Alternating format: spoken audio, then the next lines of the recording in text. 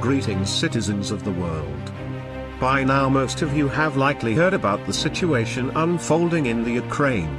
The actions of a few threaten to escalate the standoff into an armed conflict, putting innocent lives at risk and threatening to start World War III in a worst-case scenario. So with that being said, it's far past time everyone cuts the bullshit. Russia. This nonsense about the forces in Crimea being pro-Russian self-defense forces is ridiculous. You have full power to call them back to base and you damn well know it. So stop with the ludicrousy and tell people what it's really about.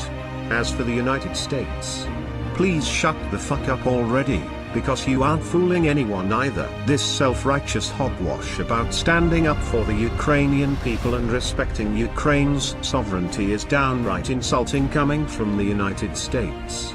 Shall we listen to what the US Assistant Secretary of State said only a month prior to this current situation in the Ukraine? So that would be great, I think, to help glue this thing and have the UN help glue it. And, fuck the EU. No, exactly, and I think we've got to do something to make it stick together, because you can be pretty sure that if it does start to gain altitude, the Russians will be working behind the scenes to try to torpedo it.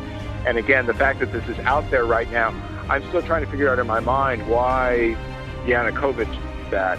But in the meantime, there's a Party of Regions faction meeting going on right now, and I'm sure there's a lively argument going on in that group at this point.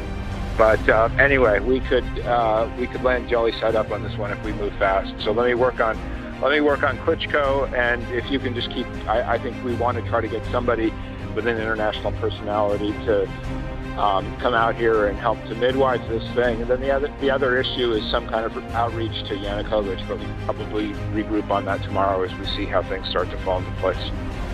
The United States has been meddling in this from the start.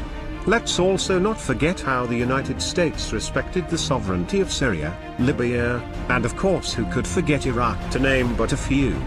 The United States government has been interfering with other countries for decades, so honestly they have no right to preach to Russia about respecting a nation's sovereignty. Nonetheless, that's no excuse for Russia to follow the same tactics. Russia has legitimate reasons to be concerned about the future of the Ukraine, more so than the United States does for sure. However, let's be 100% honest with people, shall we?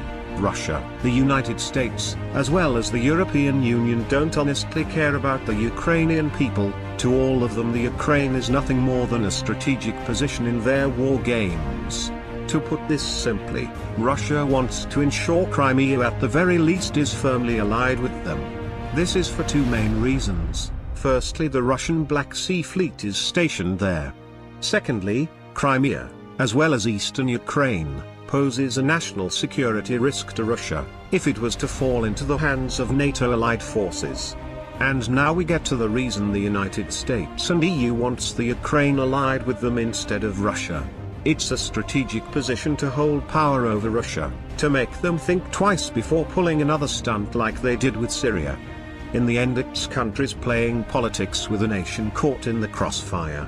This is where we the people need to step in. We need to tell the governments of all parties involved that we won't be part of their war games. The people of the Ukraine do have a right to decide their own future, however they'll never have their voices heard with every other nation trying to poke their fingers around and influence Ukrainian politics. Get your fucking act together, everyone. We are anonymous, we are legion, we can forgive, though we do not forget. Expect us.